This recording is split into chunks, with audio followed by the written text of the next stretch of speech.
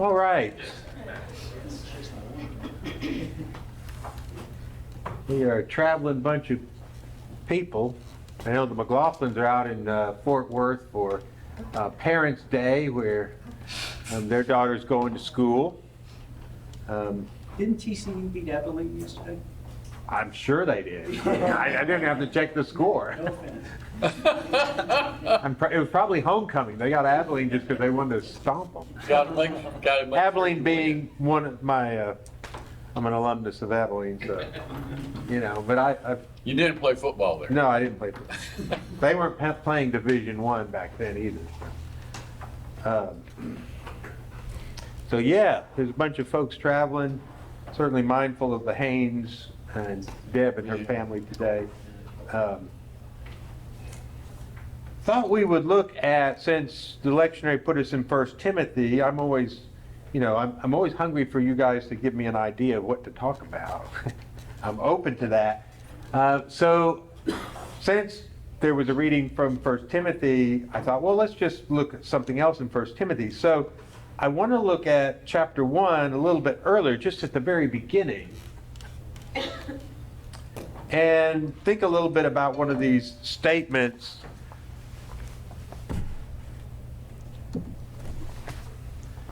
Paul makes this kind of summary statement about what's really important. And those need to grab our attention. I had a professor in graduate school who said that Scripture is not topographically flat. In other words, it has some peaks and valleys to it. And that was very challenging for the tradition I grew up in. But he was saying, look, there's verses which carry more weight than other verses. It's not all just of equal value. And then he's not denying that it's all inspired, but Paul telling, hey, make sure you bring my writing equipment when you come visit me is not at the same level of John 3:16, right? It's all Scripture. So one of the things he was doing for us who came from in a tradition where that was not seen, he was trying to get us to notice where the high points of Scripture can be found. Really weighty statements, and focus on those and give them their proper due. So this is one of those, in my opinion. I'll start in verse 3. The verse I want is verse 5, but we'll get a little context. So it's the very beginning, after just the salutation, after the greeting. He says, as I urged you upon my departure for Macedonia, remain on at Ephesus so that you may instruct certain men not to teach strange doctrines, nor to pay attention to myths and endless genealogies, which give rise to mere speculation, rather than furthering the administration of God which is by faith. But the goal of our instruction is love from a pure heart and a good conscience and a sincere faith. So it's that verse 5. What's the goal of all of our teaching? Mine is Paul, you is Timothy. What are we trying to teach? What are we trying to do? What do we want to happen in the lives of people? This is his summary statement, right? He says the goal of it is love from a pure heart and a good conscience and a sincere faith.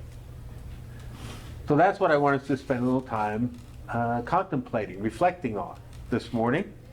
What it suggests to us, what questions perhaps it raises. Maybe we'll start with the questions. Sounds like a simple statement, but what are the questions we might have about verse 5? What is the command he's talking about? Oh, okay, yeah. Mine says instruction. Yeah, but the word is, in fact, can be translated command. Yeah. This is the focus of what we're saying, right?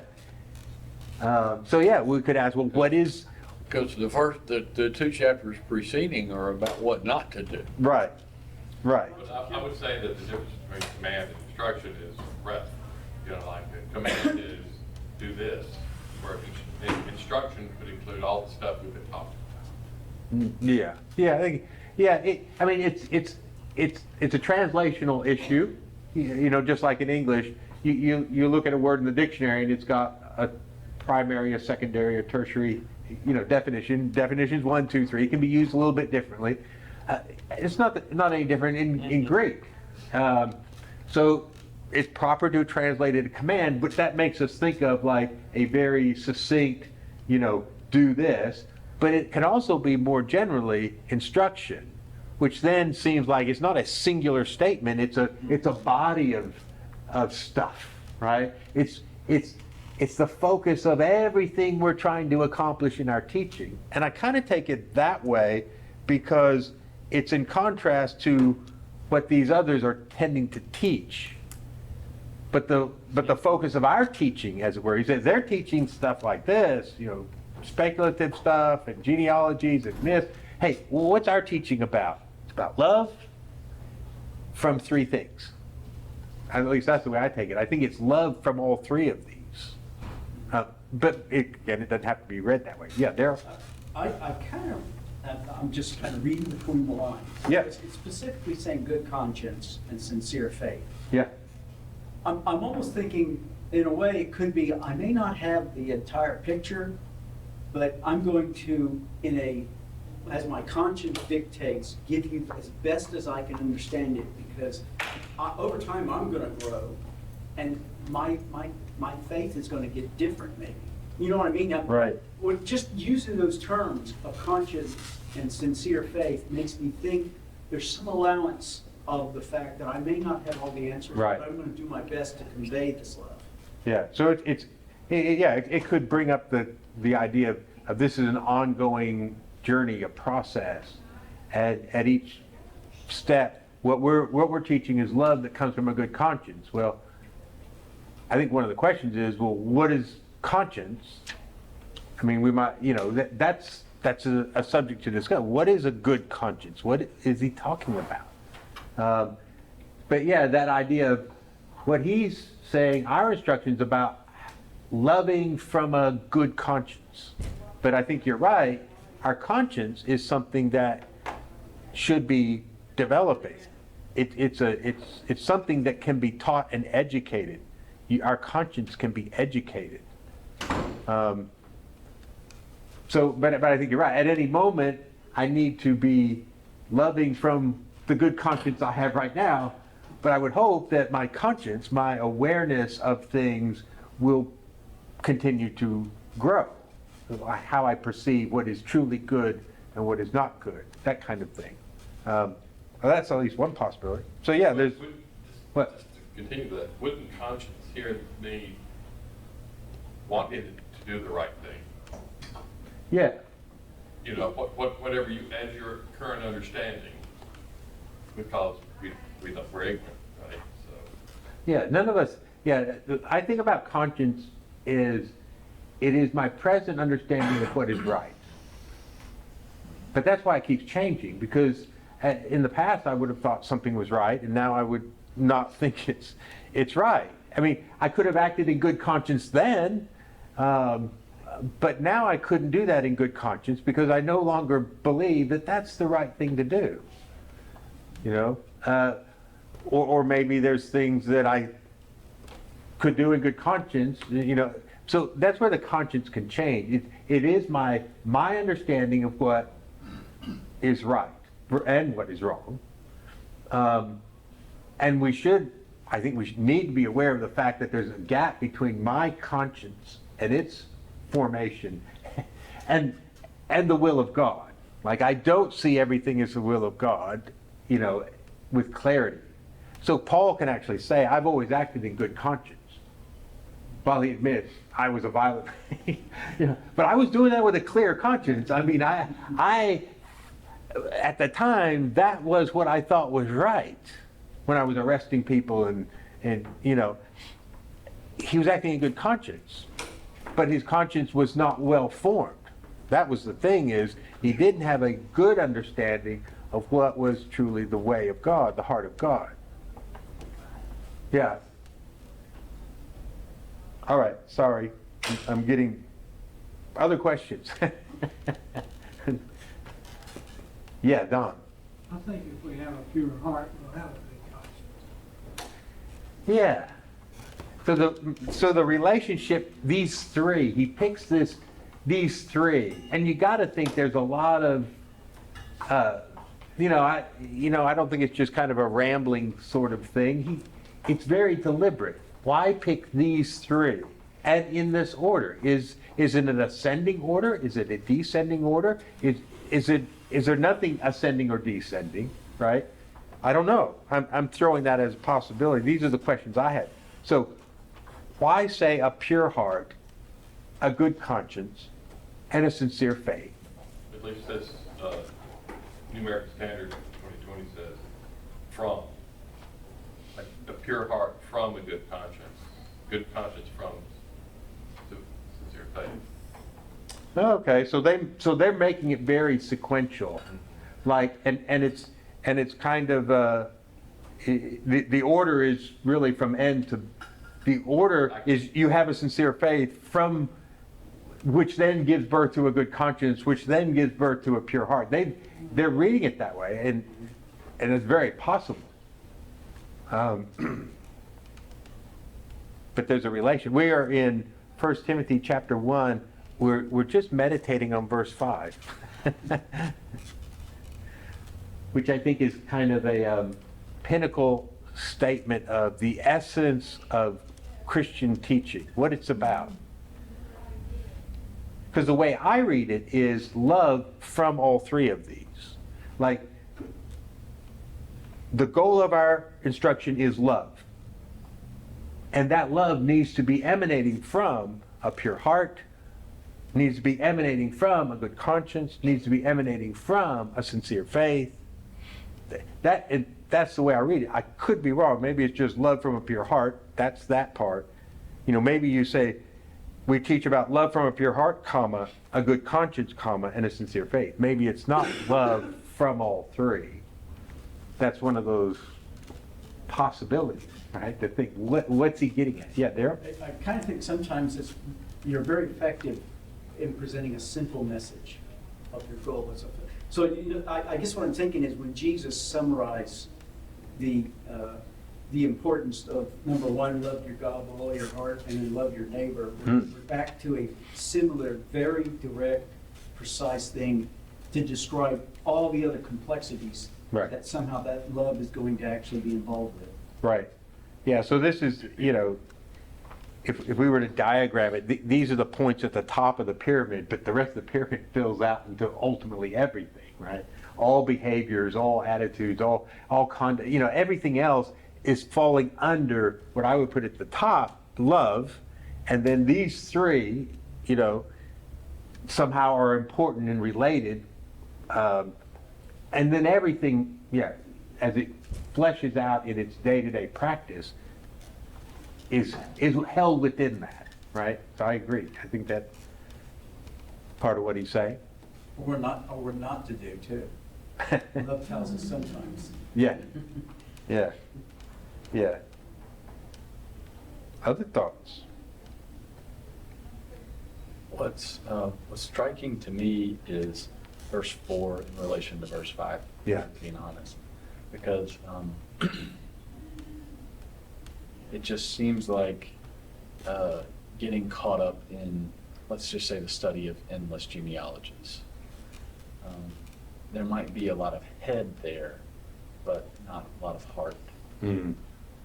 You could grow in knowledge, but maybe not wisdom, by doing a ton of deep dives into the various genealogies and frankly some myths associated with those genealogies. Wouldn't you say that wanting to follow those genealogists is to try to give yourself more credence or something in whatever you say? Well, that could be too. It could be. Yeah, if they're, because we're not really sure whose genealogies are they their own, or they, as contained within, because for Paul and Timothy at this point, the scriptures are the Hebrew writings. Are they finding things, are they teasing out all these, the genealogies found in what we call the Old Testament? Yeah, and in your observation, right, that's a very head thing. And you see the contrast, but our instruction is about love. It's not about all this head stuff. ironically, here we are having a discussion. But I hope this discussion is not simply about head stuff, right? I mean, It's hard for me because I'm so drawn to the head stuff. Yeah. Like, for example, I know we shouldn't focus on endless genealogies, but I'm just going to give one example. So one of my favorite references to Jesus' genealogy, Mhm. and you can get into the various genealogies between Matthew and Luke, but Nachshon ben Abinadab is in Jesus' genealogy. And there's a Talmudic interpretation of who that person was. He was the one in the Red Sea who dove head first. He went first. He went forward in faith. And so that could be a myth. We don't really know much about that person. Right. But I could just imagine people teasing out these names, trying to derive a lot of value in who Jesus was just based solely off the genealogy, which there's tons of value in looking at that kind of stuff, but it's all head. Right.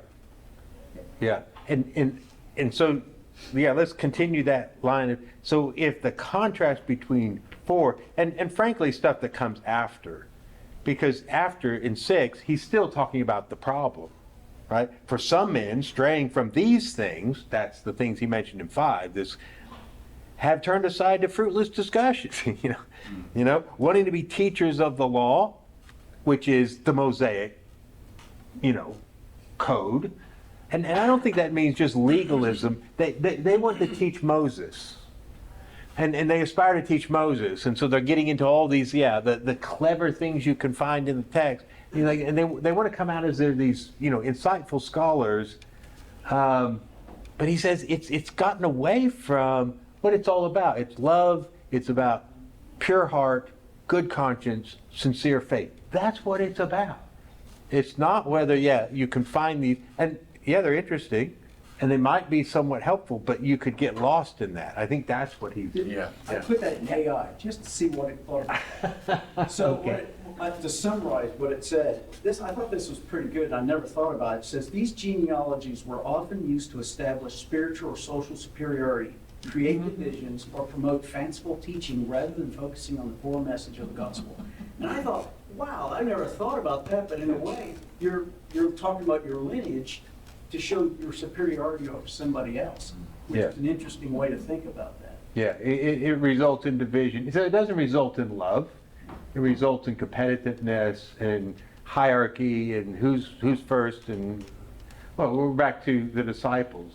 Who's going to sit on your right hand and your left hand? Who's the greatest? That's what they're always discussing. Who's the greatest among It's the us? same trap that we have today, Yeah. if we start tracing our genealogies. Because one of my relatives actually came over on the Mayflower. And so I could be in the DAR, but I wouldn't last the first meeting. Be thrown right out of there. So it's just those things that give you pride. We need to realize that and get away from it. Yeah. I think. Paul mentioned that, right? He said, I'm Jew among Jews. And Yeah. then he dismissed it. Said, Yeah, Doesn't mean- it's all garbage. It's all rubbish, right? Yeah, he said, I circumcised everything, Hebrew of Hebrews, what that's in Philippians, where he goes through, if I wanted to cite credentials, I could do this. And then he said, it's all, the only thing he says there, when he gets down to what really matters, the only thing that matters is knowing Christ my Lord. I gotta say one more thing. Go ahead. John and I were talking about this on the way to church this morning. It's what people remember you for. Okay, so what people remember John for with Cow Valley Church is the time that a preacher was going on and on and on, and John got up and told him to sit down. All the 40 years that John was at Cow Valley and he was an elder most of the time, that's what people remember. Okay, what people remember me for is when we were getting approved by United Way for Cow Valley Healthcare, and I told to the head of United Way that it was such a painful process, it was like you came and looked in my underwear drawer. And that's what Drew Langlow, the head of United Way, quoted the next time they had a United Way meeting with 400 people. And you were retired. And I was retired. Yeah. So people don't necessarily remember you for what you want them to remember you for. It's something like that. When I started looking into our genealogy, I found more disappointing things. Right. It's the horse traders that show up. For me, it's. We were all thieves. Well, yeah, I probably claim we were all horse thieves. I never knew my grandfather very well, because my dad and he didn't get along. So I knew who he was, that's about it. Well, sometime after my dad had passed and all, two of his brothers took my brother and me on a little tour of North Alabama about where they had lived with my grandfather growing up, and told us a lot about him. And any interest I had in genealogies ended that day. I didn't want to know any more than I now do. Yeah. Yeah, so that could be part of what's going on. Yeah, and But what Paul's criticizing and contrasting with what he says, this is what it's about. Yeah, so, well, I was just thinking, but then again, we all know people who've gotten caught up in that whole thing of chasing their history and all, and it can take them over, you know? It just can be all that they think about. I'll bypass. Well, Not that we all don't have things like that, but in so many ways, I've seen people that you can tell what they value. It's what they claim is theirs. yeah. You know, I had someone when I was at grad school going, "You must call me doctor." Oh, yeah. Oh, okay. That's you could tell where she was felt vulnerable. right. Yeah. Yeah. Joe's mom and her sister were really big in the, Your daughters. Daughters of Veterans. And they were wanting me to join one time, and Joe tells me, his aunt, well, don't you know, her relatives fought for the North. Oh, no. So they never bothered me again. Yeah, There you go.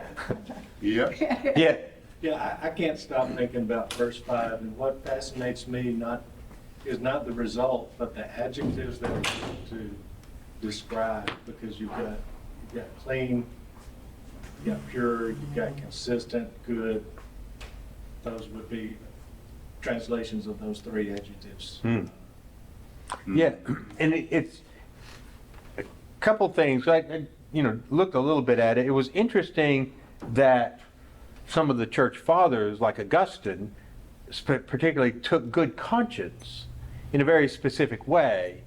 He took it as a good conscience is when you're assured of your salvation, which is also, Peter. Say that. Right. So a good conscience is a kind of confidence in God's saving work. And so I wouldn't have thought of that. I would have thought more about, how it's formed and that's part of it too. But it was interesting that he read it that way as, the direction of our teaching is that someone would have love from a pure heart, a confidence of their own salvation. And that was something I hadn't thought of. The other thing about the adjectives is the last one is really in the Greek, it's in the negative. It's the English sometimes in what are not very good contemporary translations would say unfeigned. Or anyway, what does unfeigned mean? It's like it's an unhypocritical faith. So it's not in the positive. We've tended to translate it as a sincere faith, but it's that idea, but it's flipped. And it's interesting that it's in the negative. It's like a faith that is not insincere. It's like that's the way it is in the Greek, which I wonder if that's a little bit of an emphasis on look out for the insincere faith, right? That's our goal is not that kind of insincere faith that you see, that unfeigned one, We want an unfeigned one, not a fake one. I would like to translate that word as not inconsistent. Yeah. Yeah. Yeah, genuine, something like that, But yeah, the root has to do with nuptials, getting married, being one. yeah. But that's interesting, yeah, the adjectives. Yeah. Because when he says pure heart, I mean, that makes me think of beatitude, right? Blessed are the pure in heart, for they will see God. See, I think we're always, unfortunately, I've only come to this lately in the last, 10 years, that we need to read Paul as always commentating, as a commentator on Jesus. Like every statement of Paul, we need to ask, where does this show up in the teachings of Jesus in the Gospels? Because I kind of grew up thinking Jesus talked about one thing and Paul talked about other things. And now I look at it like, no, Jesus talked about everything and Paul's elaborating. He's more like the Talmud on the Torah. He's doing the expanding and the commentary on statements of Jesus. So I wonder the connection, pure in heart and the beatitude. Blessed are the pure in heart, for they will see God. He says, so you could say the direction of our teaching is love from a pure heart. Well, that would say one who can see God, right? One who sees God. Is that in his mind? I don't know. I see God more when I'm looking for him than when I don't. Yeah. Isn't that the truth? Yeah. Yeah, you have to look, but when you look, when you seek, you find, right? Yellow convertible. Yeah, yellow convertibles we talked about here. Yeah. I guess the practical implication here, though, is this is he's talking to us too, right? Yeah. That's our motivation, of how we should be interacting with others. Right. Yeah, what are we saying? What is our instruction? If the goal is not love, emanating from these, or the way I'm seeing it is love coming from three different aspects of a person's self, their being, a transformed being, heart, conscience, and faith. If that's not what I'm doing, then somehow I'm outside the stream that Paul's in, right? If I'm trying to teach other things like I was, somewhat inclined to do, and was taught to do, somewhat inclined to do until I found out better, but I taught all kinds of little niddly piddly things, gotta get this right. It wasn't about love in this grand manner. It was about, well, you gotta cross your T's and dot your I's, or, you might not be in the good ship Lollipop. That's like Yeah. going on to verse 7, desiring to be teachers of the law, where you get off into the little, or at least that's how I grew up that way too. Where Yeah. Let's make sure we understand these laws and hold everybody accountable for them and judge whether or not they, yourself too, but Yeah, judge whether everybody is. yeah, I went to a church one time in the Washington DC area, and the minister there had this one phrase that he would, when he got to that in the sermon, we all knew, here it is. So it was, so what? So whatever he would teach, so what? yeah. And that now, what is this? Yeah. How does this affect my behavior? Yeah. Why is this important? Kind of like John David say, okay, how do we make sure this just isn't a head discussion? Yeah. What does this look like? How does this apply? Oh, boy. Yeah. Otherwise, because the irony in 7 is, he says, wanting to be teachers of law, even though they do not understand either what they are saying or the matters about which they make confident assertions. He's like, it sounds so, scholarly and informed. It's not really. Because if you move it all the debris away, it's not about love, a pure heart, a good conscience, a sincere faith. It's about something else. Bringing you back to Paul articulating what Jesus said, it's this verse in John about in your searching in the text you're looking for God, you haven't found it in me. Yeah. I'm it. Yeah. Yeah, you're searching the scriptures looking for life, but I'm the scriptures speak about me. I'm the one that gives you life. Yeah, you can become proficient in all this kind of study, but you're not getting at the heart of things. Yeah. You know, the searching of words is so subjective. You can make any point you want, just about, if you, in some way. But if you're watching someone's actions, that's much more kind. Yeah, more clarifying, yeah. Which I have to observe, yeah, I have to observe what are my own actions rather than what are my aspirations. I always have better Well, what am I aspirations saying than about I do actions. You know, We can get caught up. Go ahead. I've talked too much, go. I'm just saying, like, I feel like for me sometimes I worry about, I think, what are my actions, saying, and I think of it in terms of how other people are viewing me, rather than thinking about my own heart, my own conscience, like. There's no fair motives. Like, I want my actions to inform everybody else, but, Right. but like the pure conscience, it's like, what? If I sit down and get quiet, then I realize I'm doing this, but really, am I loving my neighbor? Right. Or is- Or I just am I wanna- just trying to make yeah. it look like I. Yeah, I want to appear like one who loves his neighbor. Whether I actually do or not is irrelevant. Right. Now, yeah, I mean, we're back to Matthew 6, Sermon on the Mount, and Jesus saying about your acts of righteousness, which were these common things, which was almsgiving and prayer and fasting. And I think the order is significant because the order is increasing difficulty. That's why nobody fasts. You'll find plenty of evangelicals who will be charitable and pray, but fasting is not Probably not. that, because they get harder. But yeah, that's his point. Again, it's the same point, is why are you doing these things? Is it just so others can see? And we're all aware of that. Others do see. But yeah, that might not be consistent with a pure heart and a good Yeah. conscience. That's where I'm like, no, my heart's really not pure. Yeah, Yeah. You know, what's interesting also in a way, when you're talking about instruction by love, sometimes love means not doing the command or going against the commands, like Jesus, when he was talking about them eating on the Sabbath. Yeah. I guess what I'm thinking is immediately following, he's talking about going off in this analytical studies and going through the law.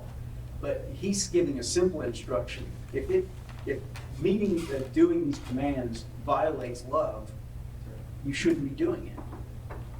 Yeah. It's not just a list of do's and don'ts. Yeah, and he goes on, if we were to explore more, he talks about what law is for. It's for the lawless.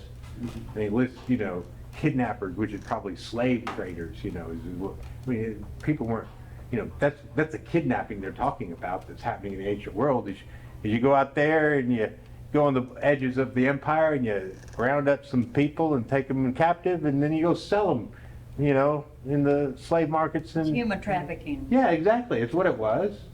It's not holding someone for ransom. Kidnapping was taking them as slaves. So he talks about, that's who the laws are to prohibit this kind of violent, dehumanizing, murderers of fathers and mothers. I mean, that's what that's for. That's not the epitome of anything. That's the lowest level of human depravity kind of thing is what he's talking about. He said, what we're teaching is this elevated sense of where is your pure heart, your good conscience. And these guys who want to be experts in the law don't realize that's just to curb the worst tendencies within human nature to do the awful things. But it's to be an expert in that is to have not become an expert really in anything of real substance spiritually. That's kind of his argument. And he'll make the same argument about to the pure all things are pure. But to those who aren't pure, they corrupt everything. It doesn't matter. That's where he pushes against a kind of a law-based, it won't get you there, right? But very, very much a love-based, which he sounds so much like John. Sometimes we're like, the theology of John, he's the apostle of love, and I don't know, maybe Paul's the apostle of justification by faith. Paul is as much an apostle of love as John is, because Jesus is the master of love. He's the master teacher who talks about love, and they both are talking about it just as richly. There's not really a tension between, I mean, there's a difference between Pauline theology and Johannine theology. They have their emphases, but they are so unified. You know, they are not in opposition. There's not two different churches, a Johannine church and a Pauline church, or theology in a big way. All right. Any other last thoughts, comments? Was it Augustine, you said, that was giving some articulation on conscience about Yeah. salvation? And so I remembered 1 Peter 3. Yeah. Baptism. Yeah, this The is answer is a baptism good that saves you the pledge of a good conscience toward God. Yeah. And I just want help unpacking that with Augustine's idea. Is the pledge that you are acknowledging God's salvific mercy? Is that the pledge? Boy, yeah, that's an interesting verse. Yeah, whose pledge is it? Whose work is it? Oh, okay. You know what I'm saying? And I'm not going to be too confident saying, because I think, well, maybe like a lot of things, it can be seen in various facets. Yeah. You know, but it does bring up that I think the Augustine idea is this. In baptism, this is a pledge of a good conscience towards God. The good conscience is you know God's saving work towards you, and in your baptism you are receiving it. Like you are presenting yourself and saying, here, it's my, you know, it's not that here I have a good conscience, save me. No, it's like I have confidence in your saving work, and I demonstrate that through my baptism. Like it's me taking a hold of not what I'm doing, but what you have done, right? That's at least some of the way I would read it. But I think you're right. I think Paul and his good conscience statement here is, and the way Augustine takes it, I think, is from Peter's statement. It is your confidence in God's saving you, bringing you to himself. Yeah. All right. Well, maybe we'll wrap it up there. It's 12 noon. So we meditated upon one verse. You know, the one I thought about that's, when you find these, like another one is Galatians 5:6. The only thing that matters the only thing that matters is faith expressing itself in love. I was thinking, is it love expressing itself in faith?